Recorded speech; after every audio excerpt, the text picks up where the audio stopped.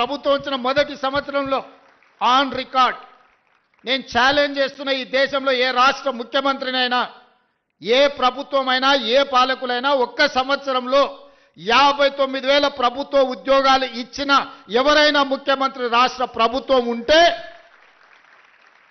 వాళ్ళు విధించే ఏ శిక్షకైనా నేను మా ఉప ముఖ్యమంత్రి గారు సిద్ధంగా ఉన్నాము.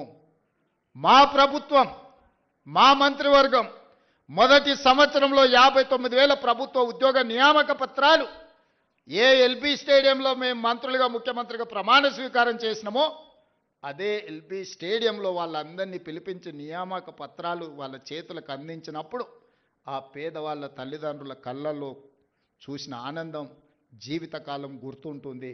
ఎందుకంటే వాళ్ళ పిల్లలు ప్రయోజకులైనప్పుడు ఆ తల్లిదండ్రుల కళ్ళల్లో కనిపించే ఆనందం ఒక గొప్ప అనుభూతి. అది మాటలకు అందదు, మాటలు చెప్పినా సరిపోవు.